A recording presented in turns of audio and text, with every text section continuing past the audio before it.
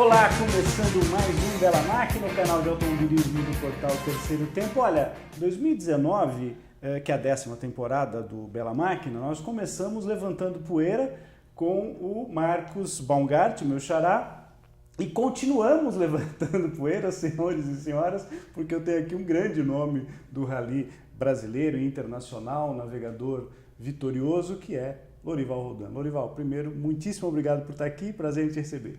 É um prazer meu estar aqui, né? Gostei lá do programa com o Marcos, eu falei, preciso ir lá também falar algumas coisas aí, complementar. E nós tivemos aí um início muito bacana, foi ótimo eles terem ido e a gente está lá se divertindo junto. Legal. Bom, a gente vai puxar um pouquinho da tua trajetória no rally, eu costumo sempre saber de onde o bichinho te picou pela primeira vez, como é que começou essa história tão longeva já e de muito sucesso, Lorival. Mas vamos começar por 2019, você teve na tua 10ª edição efetiva, você teve 11 edições do Dakar, não é isso? Isso, é. Mas 10ª competindo efetivamente e com um piloto estreante, um português, né? Isso. Fala um pouquinho dessa parceria e como foi esse Dakar. Vocês terminaram numa ótima 7ª colocação na categoria UTVs, é isso? Isso, nós, assim, eu conheci o pai do Miguel. Miguel Jordão, né? Miguel Jordão, meu piloto, situalizar aí, foi né? que foi meu piloto nesse Dakar. Então, em 2003, eu corri contra o pai dele era navegador, com o piloto Carlos Oliveira. Tá. E o Carlos Oliveira resolveu dar de presente para o Miguel, que eles são meio parentes, assim, resolveu dar um navegador de presente. Entendi. E aí ele estava numa prova lá, encontrou o Gugelmin, e aí eles começaram a conversar, lembraram de mim, aí ele fez o contato, Carlos Oliveira fez o contato comigo e deu de presente essa navegação, né, o navegador para o Miguel Jordão. Tá. Foi uma ótima parceria, Miguel é uma pessoa muito focada, ele é uma pessoa muito determinada em ir atrás do objetivo dele, do foco dele. Então, quer dizer, ele é estreante no Dakar, mas obviamente já tinha feito provas outras. O garoto, né, assim, eu chamo ele de garoto porque ele tem 28 anos. Que pro rally é novo, né? É novo, eu já tenho 60 anos, mas ainda me sinto muito motivado e muito afim de correr ainda, pretendo correr ainda muitas provas. Continuo trabalhando com rally e quero correr mais alguns Dakar aí. O que der, né? Eu espero que dê mais uns 10, pelo menos. Legal. Essa prova, eu conversava com o Lorival antes de começar a gravação do Bela Máquina, turma, e todos aqueles depoimentos que a gente via pós cada uma das etapas do Dakar desse ano de 2019, todo o Dakar realizado no território peruano, com dunas absolutamente impressionantes, né? A gente via imagens incríveis disso daí. E o Ricardo Ribeiro, que sempre fazia as gravações no final, depois com você, eu acompanhava todas as gravações, a quem eu mando um abração, Ricardo. E eu fiquei impressionado realmente com você, com a experiência que você tem com todos, o Reinaldo, enfim, todo mundo que estava lá, o próprio Marcos, o Cris, enfim, todos os pilotos que já de muita experiência, impressionados com o grau de dificuldade dessas dunas que vocês enfrentaram. Nada igual na tua vida como navegador, Lorival? Não, eu andei na África, ali em Marrocos, Mauritânia, no Mali, né, na Tunísia, onde tem dunas altas também, a Líbia e o Egito. Eu tinha ficado impressionado com uma duna em 2003, que foi a minha estreia, que a gente começou pela Tunísia, uma descida que era 300 metros em descida e você tinha que descer acelerando para não capotar. Tá. E ali era caminho. Porque vai prendendo também porque se você tirar o pé do acelerador, o carro vira de lado e você começa a girar, a rolar. Então, eles fizeram bem no briefing que essa descida era muito perigosa. E detalhe, isso aí era caminho dos mercadores de antigamente, né, no Antigo Egito. Os camelos subiam essa duna para levar mantimentos, fazer o comércio ali com o Sudão. Então era uma história maravilhosa. Claro. Então foi impressionante. Então, eu tinha ficado impressionado com aquela duna. Era a mais difícil que eu já tinha visto. Era o top que você tinha visto. Era o top. Então. E mesmo com as outras. E depois surgiu a região de Xambalá, onde são dunas muito difíceis, também são bem altas. E são muito fofas, então é difícil você conseguir passar, os carros sofrem, o TV sofre um pouquinho menos, mas em 2016 nós passamos lá, eu estava com o Leandro Torres, E assim, a Toyota T2, que era o carro correndo, nos dava suporte, teve dificuldade para subir. Olha só. Vários carros, caminhões, motos tiveram dificuldade para subir ali. Mas o que me impressionou ali no Peru, era a quantidade de dunas e realmente assim, nós descemos algumas dunas, não subimos, descemos, porque não dava para subir, não tinha condição. Para subir uma duna daquela, você ia ter que murchar muito pneu e botar uns tracionadores nas rodas, tipo um pedaço de borracha assim que a gente bota com fita, para ir você cavando e tendo tração. Até conseguiria, se precisasse. Essa é a tática. Essa é no tática... no sufoco. Você bota 9 libras no pneu ali. Nossa, 9 libras, gente. Murcha ele bastante. E aí só faz um contraponto. consegue. Quando você anda na pedra com esse mesmo pneu, você anda com quanto? A gente anda com 12, 14 libras. No UTV você tem a roda o pneu parafusado na roda, que a gente chama de beadlock. Então ele é parafusado, ele não vai destalonar. Mas num carro normal, onde usa uma roda sem parafusos, o mínimo que você pode deixar é 9 libras e você não pode virar, né? A hora que você vira, o pneu destalona, ele sai do ar. Sai do ar. Então é o mínimo que você pode usar. E tem que ser, então, obviamente, uma condução absolutamente precisa para evitar esse tipo de problema. Porque ele dobra. Mas assim, era uma duna em cima da outra e você estava descendo isso aqui, você olhava aquele mar de dunas e daí a pouco você descia e pegava outra região. Gente. E muita duna cortada, eram perigosas. E eu nunca vi tanto caminhão atolado. Né? Então você vê, o caminhão que tem 900 cavalos, tem caminhão ali com 1000 cavalos. A média é 900. Um pneu largo pra caramba, né? Pneu largo, os caras experientes, né? Todos os ponteiros do caminhão lá são todos experientes. Então os caras estão acostumados. Todos os ponteiros russos dos caminhões. A briga continua favorável aos russos, mas o pessoal está chegando. Está chegando, mas não, estou falando dos russos porque, obviamente, eles vêm de uma escola impressionante, né? E o equipamento também que utilizam, né? Enfim. O Iveco chegou a ganhar especial, mas assim, teve Agora, eu te pergunto capotando. o seguinte, Lorival, tem alguma situação, com toda essa experiência que você já tem, de tantos anos navegando e tal, algum momento que dá um receio, que dá um medo mesmo na pilotagem, de você estar ali do lado e falar, putz, isso aqui está muito perigoso. Teve um dia, inclusive, que uma especial foi abreviada por conta de nevoeiro, teve uma coisa assim, não teve? Uma noite ali que a coisa estava ficando meio perigosa e cancelaram, né? Sim, teve. O problema do nevoeiro é que o helicóptero não consegue levantar voo, não consegue fazer um socorro. Tá. E aí você começa a colocar, você deixa as pessoas correrem e elas vão... Se tiver um acidente, elas vão ter risco e não vão ter socorro imediato. Isso. Foi inclusive uma especial que só passou o Varela e um outro competidor, só 2 UTVs passaram e eles bloquearam carros, bloquearam todo mundo que ficou para trás. E aí tiveram que fazer uma composição lá e valeu o tempo do último.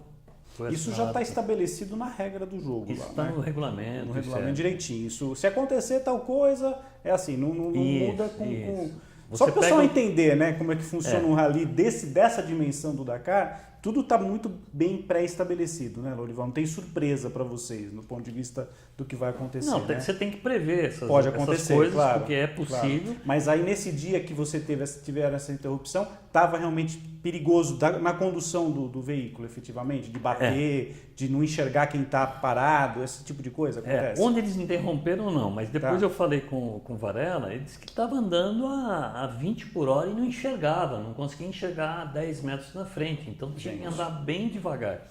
Por isso que o cara que passou na frente dele fez um tempo bem melhor. Porque a neblina foi chegando. E foi nesse dia do frio muito intenso? Foi um dia que eu vi a turma lá, olha, os caras estavam desesperados de muito frio, né? E aí nós pegamos 460 km de deslocamento, sem para-brisa, um frio danado, foi bem difícil. O ruim do TV é isso, é o deslocamento e você tomando vento. Porque quando está na especial, você está com adrenalina, você não sente. E você não está na mesma velocidade O nível que você de tá no concentração que você está é realmente impressionante, aí obviamente parece que passa mais rápido, né? Sim, e você não anda o tempo todo na velocidade máxima, porque você, nas dunas você está andando mais devagar, numa estrada você está andando a 120. Claro. Agora, a pergunta, 140. a pergunta que não quero calar, não pode pôr vidro? Não dá para pôr vidro? Não Dá, em 2016, 2017, que estava com o Leandro, a gente tinha para-brisa. Tá. Só que o para-brisa, ele evita também entrar vento para alimentar o motor, para você ter uma refrigeração Porque maior. o motor é traseiro. E o motor é na traseira, né? Então hoje, como os veículos são turbo, você precisa de uma sobrealimentação ali para poder empurrar o ar e o ar tem que estar frio. Então, quer dizer, a questão de não ter o para-brisa tem a ver com a refrigeração do motor, principalmente. Quer dizer, aí você paga o preço do desconforto, vamos dizer assim, para ter um equipamento, vamos dizer assim, com maior durabilidade. Mas se você for com aqueles protetores no capacete, assim, tipo um babador do capacete, e um casaco bom, né? Uma roupa de impermeável, de chuva e frio, dá para aguentar. Dá para levar não é na problema, boa. dá. Você tem que estar preparado. Claro. E quebras? Quer dizer, como é que vocês administram isso entre piloto e navegador? Furar pneu, os dois trocam, olha, agora é a tua vez, eu troquei da última vez, como é que funciona? Explique isso pro pessoal lá. Correia, eu sou melhor, eu troco mais rápido do que você, porque correia foi o calcanhar de Aquiles, o calcanhar de Aquiles desse equipamento. O pessoal tem na cabeça, acha que o TV quebra muito. Na realidade, o TV não quebra. Quem quebra é a condução do piloto que quebra o carro. Tá. Desculpa os pilotos falar isso, mas é a realidade. Claro. Então, você fura pneu por quê? Porque o piloto deu aquela distraída e pegou uma pedra na curva, ou deu uma escorregadinha. Então, se ele consegue ver e desviar, ou jogar o pneu por cima da pedra, ele consegue. Claro. Então, quando ele dá uma distraídazinha, que ele morde uma pedra, aí ele fura o pneu. Tá. Então, quebrar correia, 2016 e 2017 com o Leandro, não quebrou nenhuma correia. Tá. Então, sim, a condução dele foi maravilhosa, mas não quebrou. Agora deixa eu bancar o advogado dos caras agora. Vocês não tinham dunas tão altas também, como dessa vez? O problema não é a duna que quebra. Na realidade, você quebra quando você acelera bastante. Né? Então, quando você acelera bastante, na duna não quebra. Ele quebra na reta quando você pedala, quando você acelera muito. E o trabalho braçal, aí que eu queria saber de você, como é que funciona isso aí? Vocês dividem as tarefas, vocês ensaiam bastante antes, como é que é isso? Sim, você tem que treinar uma troca de pneu, porque sem treinar você acaba fazendo aí de 6 minutos uma troca de pneu. E se você treinar a sequência, você consegue fazer em 2 minutos e meio. Esse é o tempo legal, é o tempo bom? 2 tem que fazer abaixo de 4. Tá. Abaixo de 4 minutos de você identificar o problema, parar, descer, já trocar. Tá com tudo na mão direitinho. Então você tem que... O piloto ele já percebe qual pneu é. Então ele tem que falar, furou o pneu traseiro do meu lado. Tá. Que aí você já te avisa, você já sai com aquilo na cabeça, já de para que lado você tem que virar do carro e perder o mínimo tempo possível. Isso. Vocês levam quantos steps no TV? 2. 2 steps. Mas pode furar mais do que isso, aí você precisa consertar o que está... Sim. Uma mais. Dá para consertar também. Isso aconteceu agora lá no Catar com o Varela. O Varela, eu estava acompanhando isso. Eles tiveram que arrumar um pneu. Tiveram que arrumar, eles furaram 3 pneus. Aí leva equipamento mesmo para arrumar. Quer dizer, é um borracheiro móvel ali que o cara tem que ser também. Você leva aquele kit do espaguete e aí você consegue, quando é um furo pequeno, vale a pena arrumar do que trocar, né? Dá para arrumar e seguir viagem. Inicialmente a gente troca, porque é mais rápido. Claro. E aí depois, se for o caso, você já fica guardado que aquele pneu que você botou na posição tal furado, ele pode ser consertado. Tua ligação com o Rally, Lorival, eu queria voltar um pouquinho. Como começa? O que você fez na tua vida? Infância, depois estudar? Você fez alguma coisa relacionada com a indústria automobilística? O que tem? Como é que os carros surgem na tua vida? Conta pra gente. Bom, eu sou técnico em eletrônica. Aí como técnico em eletrônica eu entrei na IBM. Fiquei 17 anos na IBM, trabalhei como técnico, adorava consertar computadores, fiz faculdade de processamento de dados, aí passei para analista de sistemas. Você pegou todo aquele começo de super então, interação de computador na vida da gente, né? Das pessoas de maneira geral, né? Então, eu entrei em 78 na IBM, o pessoal, né, hoje em dia fala da geração Y aí, Quem criou as coisas para a geração Y fomos nós, né? Naquele tempo. Eu digo os nós porque, para você ter uma ideia, eu que desenvolvi na IBM aquele sistema do computador atender o telefone. Tá. Diz que 1 para tal, diz que 2 para tal. Não vai me xingar. Isso está na vida de todos nós há quantos anos, né, Lorival? Não, mas aí distorceram a finalidade. E foi uma época muito bacana. E aí na IBM eu trabalhava lá, eu andava muito rápido com o carro. Eu tinha um Fusquinha, depois passei para um Gol. Eu tive um Passat, eu bati 11 vezes na rua em 11 meses. Tá. Era um absurdo. Aí até que eu me livrei daquele carro e o próximo levou mais de um ano sem nenhuma batida. Ou seja, realmente aquele carro estava zicado, Tava né? zicado. Eu deixava o carro estacionado, chegava e encontrava ele batido. Olha não era só só eu. Batido na traseira, batido na frente. Eu estava parado no semáforo, o cara de trás saía antes de mim. Então era um monte de zebra com o carro, mas assim, eu queria andar rápido. Queria andar que nem uma moto. E aí eu ouvi falar do rally de regularidade. Falei, vou experimentar esse negócio do rally. Isso tá, mas alguém na empresa, vem um pouquinho só pra cá com a tua cadeira, porque você tá indo um pouquinho mais longe, a gente vai ficar mais longe aqui pra não sair da nossa... Tá ótimo. Mas tinha alguém na empresa? Foi alguém que... Não. Ah, sim, tinha um colega na empresa que trabalhava lá que já tinha feito o rally, que eu perguntei pra ele, como é que é esse negócio que eu ouvi falar no rádio? Entendi. Isso foi em que ano? 85. Tá. Aí eu fiz o rally universitário. Que carro? Gol? Foi com uma Saveiro. Da família. E aí comecei. E não era para pilotar? Você não queria pilotar? Eu queria, surgiu a possibilidade? nós combinamos, olha, eu vou navegando, você vai pilotando e na volta a gente inverte. Podia fazer essa inversão. Podia. E nós combinamos, só que chegou lá, eu mostrei que sabia navegar, ele falou, não, você navega bem, fica aqui navegador. E aí eu caí nesse engodo aí. E dali nunca mais pra frente teve vontade de pilotar? Tive. Teve alguma experiência como piloto? Tive, eu fui campeão como piloto. Tá, legal. Então agora vamos falar dos títulos. Então você teve título como piloto também? Também. Tá. De regularidade em 88. Tá, legal. A minha namorada foi navegadora e depois aí eu fui pro Rally de Velocidade. Que lugar do Brasil que foi, você lembra? São Paulo. Foi São Paulo mesmo, aqui no interior de São Paulo. Tudo aqui em São Paulo. Aí fui pro Rally de Velocidade em 89. Que já é outra pegada. E aí eu dei perda total em 2 carros. Eu falei, não vou mais pilotar. Deixa a responsabilidade com o cara guiando lá e tal. E você estava bem. E essa questão me chama a atenção, é o seguinte, Lorival.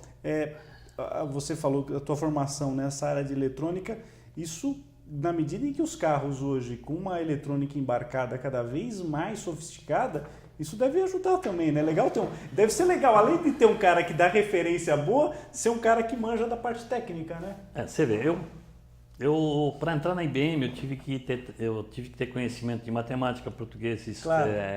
Física, química, mecânica, todas as exatas, eletricidade, lógica, claro. tudo. Foram 9 provas e tudo isso eu apliquei lá e aprendi também. Claro. Então eu tenho muita afinidade com a parte eletrônica, desenvolvimento de aplicativo, conhecer o computador desde da água passando lá na represa para gerar eletricidade até gerar uma informação na tela. Então tenho todo esse histórico aí, né? Aliás, isso que eu ia te perguntar, acho que não lembro se foi o Giga, o que eu já recebi um monte de gente do Rally, aqui eu sei que você acompanha nosso trabalho aqui, e enfim, já veio muita gente, o próprio Varela, enfim, e eu não lembro quem que me falou a respeito disso, da questão para os eletrônicos do veículo, né? Areia e água, que são problemas seríssimos, né? Na existência desses equipamentos, quer dizer, na sobrevivência desses equipamentos numa competição longa, né? Água, vocês não tiveram problema no Dakar esse ano, né? Vocês não tiveram nem trecho de riozinho, nada disso. Não, esse não, foi totalmente seco. Mas é um problema também, né? Esse que vocês enfrentam, né? De ter que atravessar rio e de repente, não só pela questão do perigo, eventualmente, da travessia, mas dos equipamentos que vocês têm que preservar. Embora é tudo muito bem pensado, até na geografia de como é ser distribuído no veículo, né, Lorival? Você tem que preparar um carro de competição para você ganhar. Se você for só participar 1, 2 vezes, não tem problema. Mas se você for ganhar, eu quero criar um equipamento O campeão, objetivo é ganhar? você tem que construir ele com conexões aeronáuticas. Tá. Ou seja, são cabos à prova de água, à prova de ruído. Então você tem que investir nessa parte da infraestrutura do carro. A areia prejudica muito esses equipamentos eletrônicos? Não, areia também? não. É água. Não. É Água é o pior. Água, maresia. Tá. É isso que, assim, você tem que evitar a entrada da Umidade, oxidação. a umidade nesses... Não pode ter umidade e oxidação. Entendi. Então você Tá. tem que proteger. Você protegeu, vai embora, né? Não tem tanto problema. Vocês não tiveram problema de motor nesse Radar? Passou tudo bem, tranquilo? Tranquilo, o motor foi Foi tranquilo. tudo tranquilo, nada mecânico, só correias que quebraram e pneus que furaram. Esse foi o Para problema. nós que quebrou tiveram. uma correia, Tá. que foi numa reta que a gente estava colando no Christian, chegando no Christian, e aí, na hora que estava assim, a uns 100 metros Já no dele, cangote do Christian no Balgatti. cangote dele, aí quebrou a nossa correia. O Christian e do Beco, né? Que era a dupla. Foi interessante esse Dakar, porque o tempo todo a gente ficou andando próximo deles, né? A gente andou próximo do Varela, andou disputando na duna junto com o Ricardo Porém. Tá. Foi uma disputa mais emocionante que eu já tive em Olha rally só, que até legal. hoje, assim. Você subindo e contornando dunas lado a lado, foi Legal. bacana. E fala um pouquinho da questão do que a gente vê no rally, quer dizer, emprestar às vezes um equipamento, um amigo e tal, quer dizer que no automobilismo, de maneira geral, isso a gente não vê nunca, mas no rally isso é possível, aliás, é um elemento que acontece de uma maneira até comum, né, Lorival, de ajudar um companheiro. Tudo ali. depende da prova, do tipo Claro. de prova que você está fazendo. Você está fazendo participando de uma Mitsubishi Cup, que é 30 km, não dá para você parar para ajudar alguém, Claro. certo? A menos que você já se ferrou, naquela volta você já abortou, então você está indo e aí alguém bota uma cinta para você dar um puxão. Aí sim. Então você tem que avaliar se dá ou não dá para ajudar. Claro. Mas uma prova longa como o Dakar, você tem que ajudar, porque você vai precisar. Uma mão lava a outra, essa é a regra básica. Então não é aquele tempinho, aquele 1 minuto, aquele 4, 5 minutos que você vai perder ali, ajudando o teu concorrente, que vai te tirar a posição, né? Isso aconteceu na edição 2019? Aconteceu. Nós paramos para o Varela e para o Gugelmin tirar uma peça nossa, reserva. Infelizmente ele tirou a peça errada, acabou não servindo, mas depois veio o Bruno e deu a peça certa para ele. O Bruno é o filho do Reinaldo, que já esteve aqui com a gente também, né? Que é o caçula, que foi o único, né? Que não terminou, né, dos brasileiros, né? Nos UTVs. Né? Ele quebrou no dia anterior. No dia, na véspera de... E o Marcos, o Balgarten com o Kleber, o Kleber entrou na frente, fez sinal assim, nós paramos, ele me segue no step que eu tô com 3 pneus furados. Aí eu falei, pega lá. Aí o Miguel, poxa, mas a gente vai ficar sem step. Falei, calma, o que a gente dá, a gente recebe. Falei assim pra ele, o que a gente dá, a gente recebe. A experiência do Lorival com o estreante Miguel. Aí ele pegou, Tá. nós andamos uns 10 quilômetros, achamos um pneu igualzinho o nosso. Olha lá, tem um pneu caído lá, o Miguel viu. Ele foi lá, parou, eu desci, olhei, tá cheio. Peguei e botei lá no lugar vazio. Mas o quê? Um pneu que alguém amarrei. caiu de algum UTV, é isso? O Christian tinha perdido. Olha só. Tá vendo? Tirei de um, dei o meu e peguei de volta do outro. De um da família. E depois pegou do devolvemos outro. o pneu na Claro, chegada. claro. Mas essa é a dinâmica do rally. Ô Lorival, eu falei um pouco, bastante não, mas falei um pouco com o Marcos, o meu xará, sobre a questão do rally de regularidade, que eu fiz o rally, vocês vão ver algumas fotos, eu estou inclusive entrevistando o Lorival lá em Penha, lá em Santa Catarina, numa imagem que vocês estão vendo, que foi um rally que você organizou lá, você fez todo o mapeamento da prova, né? Isso, eu trabalho com rally de regularidade, organizando desde 92, em 95 eu comecei a organizar para Mitsubishi, comecei a trabalhar na organização. E desde 2003 eu sou diretor de prova da Mitsubishi. Quer dizer, essas provas que a Mitsubishi Então, faz pelo Brasil inteiro, você tá ali. De regularidade, todas você que todas você sou eu. E olha, eu preciso confessar um negócio, aliás, fazer um agradecimento em público aqui. Porque Lorival Roldán me deu um prazer enorme naquela prova, que foi o seguinte, eu estava num trecho, primeira vez que eu fiz um rally, que foi uma delícia. Quero dizer para vocês que foi uma experiência espetacular, extraordinária. E eu estava num trecho ali e a gente se perdeu num determinado momento, estávamos atrasados.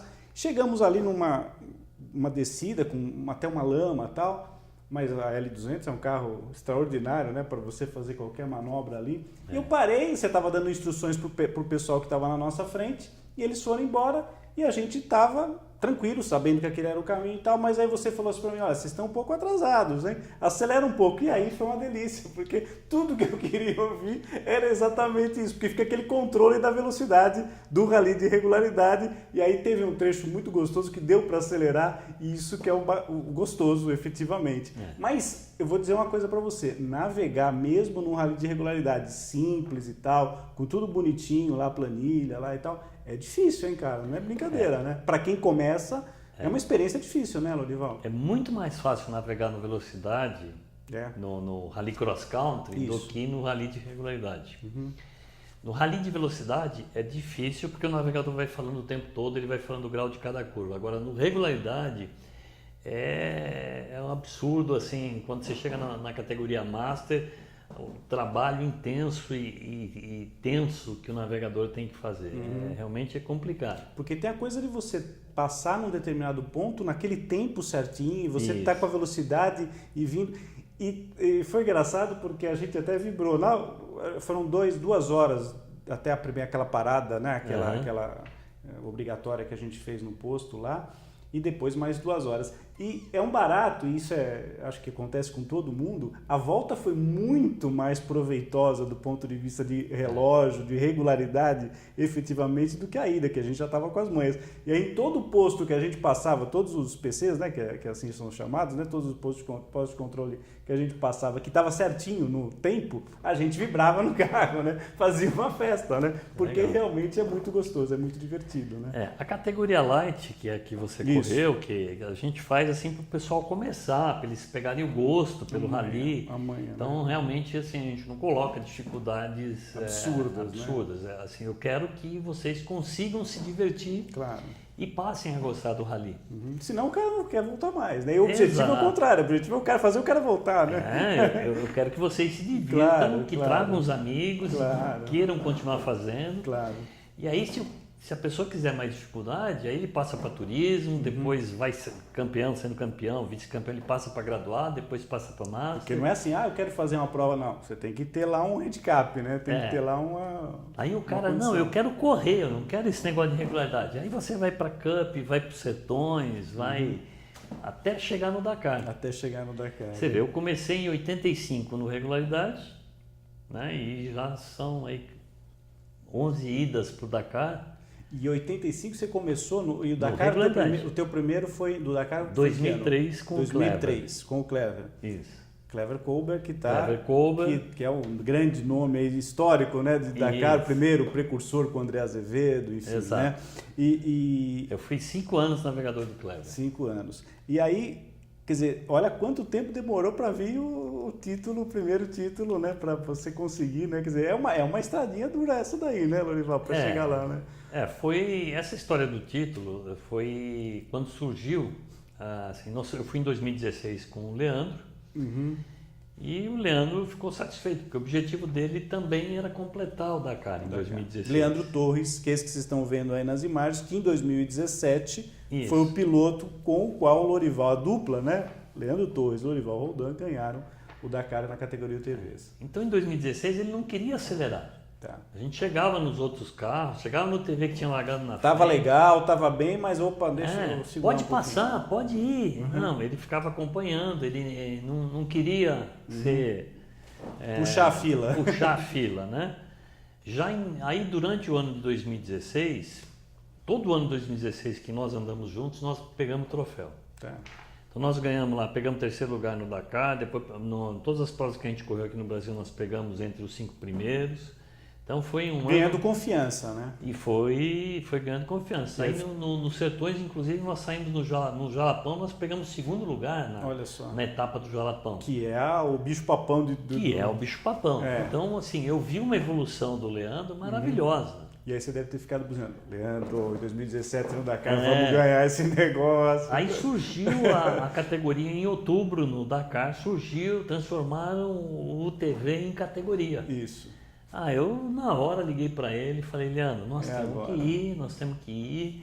é a primeira vez que a categoria vai ter pouca gente, a gente tem que aproveitar a oportunidade, o que você está pilotando dá para a gente ganhar, vamos lá que eu tenho certeza que a gente vai ser campeão. Quer dizer, esse incentivo teu foi essencial, né? Foi, então, né? foi, e ele falou, pô, me dá 24 horas para eu resolver. Acho que antes disso ele deve ter ligado já para você, falando, tá tudo bem, eu vou topar. Ele teve que ligar para a França, ver disponibilidade de carro, Tá. ir atrás de verba, tudo, conseguir, e aí deu certo. A parte tortuosa da brincadeira de automobilismo e de rally, de tudo, é muito caro fazer um Dakar?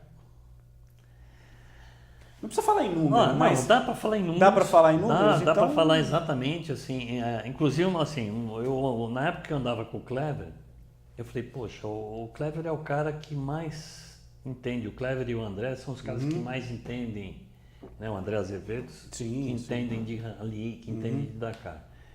Eu tenho que andar com esse cara e tenho que aprender o máximo possível com eles. Então, o tempo, os 5 anos que eu teve com eles, 3 Dakar que eu fiz com o Clever, meu objetivo foi aprender o máximo. Então, eu ficava o tempo todo tentando entender como funcionavam as coisas, como que era a prova, como tudo funcionava lá, né? Eu falei, pô, o dia que eu deixar de navegar aqui na equipe, ou navegar para o Clever, eu vou navegar para alguém que queira vir para o Dakar, alguém que tenha dinheiro, tenha coragem e não tem tempo de se preparar, mas precisa de alguém com competência do lado dele. Sim. Então, já naquela época, eu já imaginava isso e me preparei para isso. Perfeito. E depois aconteceu várias vezes, eu naveguei para várias outras pessoas aí nessa condição e continuo querendo, procurando pilotos que queiram ir pela primeira vez no Dakar para poder enfrentar. E você gosta de fazer tipo algumas provas algumas provas entre aspas mais simples, mais curtas, para ver se o piloto tem esse potencial para pegar uma prova? Por exemplo, Sertões, você vai correr Sertões 2019? Eu pretendo, ainda não fechei. Não fechou nada. Ainda não fechei. Estou procurando alguém. Mas o objetivo é fazer 2019, o Rally. O objetivo é fazer. Rally Sertões 2019. Você já competiu os Sertões com vários tipos de equipamento? Né, também, eu corro Sertões, eu participo dos Sertões desde 99. Tá. Então já são bastante tempo aí. Em 2013 eu fui de UTV. Tá. Até 2012 eu fui de carro. E nesses últimos anos tem feito de UTV? Só de UTV. Tá. Inclusive em 2013 eu fui o único piloto, o único navegador. E é o Canã, você tem competido nos últimos anos com o... Início foi Polaris, agora estamos de Canã. Né? O ano passado eu corri de Polaris os Sertões. Em 2015 eu fui campeão dos Sertões com Canã. Tá. Que foi o mesmo equipamento que você usou em 2017 com o Leandro? Não. Leandro eu corri de Polaris, 2016 e 2017. E agora que você em 2018 também corri. E nesse último foi Canã, esse último agora Dakar. O Dakar 2019, foi de Canã. E acho que todos os brasileiros, né, foram com o mesmo tipo de equipamento. Todos os brasileiros estavam com o mesmo Isso do ponto de vista até de mecânica ali, se tem uma emergência até ajuda um pouco, todo mundo está com o mesmo equipamento, ou tem peças que dá para usar de um... Tem uma coisa, não, é difícil, né? Aí não dá, né? Aí tem que ter, aí o ideal é que todo mundo na turma. E a equipe tua, no caso especificamente, você era uma equipe única, né? Não era a tua equipe efetivamente? Não, tinha nós estávamos... Tinham outros... Sim, tinham 4 carros na eram equipe 4 carros. Surf Racing Canã. Tá. E tinha a equipe Surf Race que era a Monster Surf Race, Monster Canã. Então, na realidade, a equipe Surf Racing estava dividido em 7 carros divididos em duas equipes. Tá. E aí cada um tinha a sua Isso. trupe Inclusive de o cara da minha equipe lá, que foi campeão, né? Que foi o Chaleco Lopes. Tá. E aí que aliás fez uma prova belíssima, né? Enfim, tava... Esse Dakar foi decidido no tempo que ficou atolado. Inclusive o Varela, né, teve um dia de problemas de navegação, né? Que ele até o Gugelmin lamentou bastante e tudo, né? Que foi talvez o ponto ali que fez eles, não vou dizer perder o rally, mas teve uma dificuldade bem grande, né, naquele momento. Né? Você vê o Chaleco Lopes, que foi campeão, ele ficou atolado 40 minutos. Olha só. O cara que ficou em segundo foi o Gerard Farres, que aliás já tinha chegado no Dakar em terceiro de moto, então um cara que sabia andar rápido, um cara muito bom. Ele capotou, tombou, né? Ele capotou, ficou com as rodas para cima, desviraram ele e foram embora. Ele saiu, atolou, ficou 2 horas atolado. Nossa, é muita coisa. Então, você desatolar o carro rápido é uma Já questão que define. Se ele tivesse desatolado em 30 minutos, em 40 minutos, ele tinha ganho o Dakar. Já teria sido outra realidade, né? Porque ele perdeu o Dakar por 1 hora e pouquinho. Lorival, eu ficaria conversando com você umas 2 horas, mas Então deixa eu só complementar Não, uma coisa. complementa então, vamos lá. Não, O não valor, fez você me errado. perguntou. Ah, é verdade, ficou Certo? faltando. Então, os valores é o seguinte, para você participar de um UTV básico, assim, eu quero alugar um UTV, alugar, 125 mil euros. Tá. O UTV que foi campeão do Dakar, então equipamento bom, certo? Mas aí você tem mais alguns gastos por fora que você vai gastar. Tá, mas esse dinheiro, esse valor que você está computando o quê? O valor do equipamento? Peraí, é alugar o carro. Alugar o carro. Alugar o carro Aí você tem com os equipe de apoio. mecânicos, aí você... Não, o alugar estágio- o carro com equipe de apoio. Com a equipe de apoio, tá. Aí você fala, não, eu quero alugar o carro, mas eu quero um motorhome, eu quero macacão, capacete, eu quero toda a mordomia, eu quero os hotéis, eu quero as viagens, tudo incluso, eu quero tudo incluso, eu quero chegar, sentar e correr. Você vai gastar uns 250 mil euros. Quer dizer, de 125 a 250 mil. Dobra, Isso pro você vai TV. pagar todo o restante, a mordomia, Uhum. todo esse atendimento, que é muito mais confortável você ficar no motorhome do que Claro. dormindo numa Que barraca. foi inclusive o que o Marcos Baumgart falou, né? Que uma das coisas que eles tiveram de vantagem nesse Dakar foi que eles tinham um motorhome lá que, claro, né? Você chega no final de um dia arrebentado do jeito que vocês chegavam, né, Lorival? Você ter o conforto de estar numa cama, de estar repousado e tal, porque às vezes vocês dormiam, putz, 4 horas, 3 horas, de um dia para o outro, quer dizer, porque eu pegava o carro de manhã cedinho já, logo, pelo amor. Olha, vou dizer uma coisa para vocês, vejam os vídeos nas páginas de rally que o Ricardo fez, que o Kleber Bernucci fez, né, da equipe X Rally Team também. Olha, é impressionante o vigor que essa turma tem que ter, porque, os caras terminavam a prova de noite, aí iam, sei lá, tirar um pouco do pó comer alguma coisa, tinha o briefing, né, já na noite, não é isso, Lorival? E descansar um pouco e, sei lá, 5 horas da manhã os caras já estão ligando o carro, meu. Ó, o Leandro também estava de motorhome, 16, 17. Agora é o seguinte, o cansaço a gente só sente quando a gente senta no sofá em casa. Esse é Lorival. Ficar em casa sentado no sofá cansa. Correr ali não cansa. Lorival, muito obrigado pela tua presença. Como eu falei para você antes, eu ficaria 2, 3 horas conversando contigo, mas infelizmente tem um tempinho. Eu queria deixar primeiro um agradecimento a você, muito obrigado por ter vindo. Obrigado, o Lorival nem mora aqui na capital, veio dos arredores de São pertinho, Paulo Budas aqui, Artes. e veio fazer essa visita muito agradável para a gente aqui. Tenho certeza que a turma do Rally vai ficar muito contente com esse papo que a gente teve e com todos os dobramentos dessa conversa. Faço votos que você tenha um ótimo ano 2019. Obrigado. Nesse teu ano de rally, tomara que com os Sertões aí bem... Eu já fui numa edição dos Sertões, cobri uma edição dos Sertões como jornalista, e eu sei o quanto é legal também os Sertões, é uma competição muito bacana e muito legal. Tomara que você tenha um ótimo resultado, com o piloto que for, tá certo? E deixa as tuas redes sociais, Facebook, quem quiser te seguir, como é que faz, quiser ver imagens tuas, inclusive além dessas que a gente passou durante a entrevista, Facebook teu ou Instagram, enfim, como é que é? Me procura no Facebook, é o que eu mais uso, não dá tempo de ter todas as redes aí, a gente tem bastante contato aí, uso bastante o WhatsApp. Mas você pode voltar no Rally de Regularidade, dia 23 de março agora, nós vamos ter o Motorsport, o Rally da Mitsubishi agora em Santana do Parnaíba, Olha bem pertinho só, aqui. Vou falar com o Bem Padovani, vou aí, falar com a turma da Mitsubishi, quem sabe eu faço meu segundo e testo, né, para ver se eu melhorei um pouquinho, né? Vale a pena, é muito divertido, eu comecei, a minha família também corre, eu tenho muitos amigos, famílias que correm, é a maneira mais barata de você começar no rally é o rally de regularidade. E a maneira mais cara é o Dakar. É o Dakar, aí não tem jeito. E é Lorival Roldan? Lorival.roldan@gmail, pode contatar pelo e-mail também, mas é Lorival Roldan no Facebook. Está passando aí embaixo para vocês isso. verem. E aí, obviamente, vocês podem acessar a página do Lorival. E quem quiser patrocinar também pode entrar em contato com você por ali, né? Quem quiser correr o Dakar também, entre em contato comigo. Aí eu dou todas as dicas. Se quiser correr comigo também, dá tempo de negociar. E outra coisa, o Lorival presta assessoria. Se um piloto quiser conversar, um navegador, pegar dicas, o Lorival tem alguma coisa nesse Sim, sentido além também, de aulas de pilotagem, navegação, condução na areia, tudo. Eu sou coaching também, tenho treinamento em coaching, então dá para treinar bastante. Além do conhecimento mecânico, elétrico, eletrônico, de programação, né? Legal. Em 2013 eu fui o único navegador que usou planilha eletrônica nos sertões. Poxa. Então assim, eu estou sempre lançando moda, testando os equipamentos que vão ser utilizados. Legal.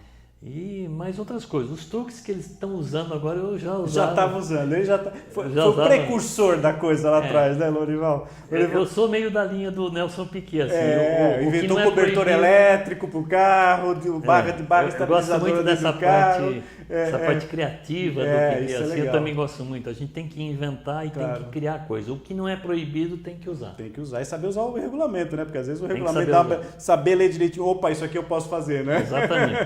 Tem que saber interpretar o regulamento para poder fazer as coisas de acordo com o regulamento. Legal. Bom, depois desse papo muito legal que eu tive com o Lorival Rodan, eu deixo aqui uma dica final que a gente sempre dá aqui ao término do Bela Máquina, que é para você acessar alguma das páginas da seção que o Milton Neves mais gosta no site, que é o Que Fim Levou. E eu, ao longo desses 10 anos de trabalho aqui, Lorival, tenho colocado muitos pilotos lá. E tem um piloto que, embora tenha feito carreira no asfalto, ele também andou na terra, que foi o Ingo Hoffmann, né? Então, sim, o Ingo fez muita coisa de rally também, vocês devem ter se encontrado muitas vezes por aí, né? Eu fui navegador do Ingo 3 vezes. Olha só, então tá marcado aí. Então, a dica que eu dou hoje, Lorival, depois desse papo muito legal que eu tive contigo, é exatamente para você dar uma olhadinha na página do Ingo Hoffmann, que já teve, né? Essa mesma poltroninha que o Lorival está sentado aqui, ele já teve aqui o Ingo Hoffmann, com muitas fotos, muitas coisas da carreira dele, no asfalto, o maior campeão da Stock Car, 12 títulos na Stock Car e que também andou de rally. É isso aí, pessoal. Bela Máquina de hoje fica por aqui. Semana que vem a gente está de volta. Um grande abraço. Tchau.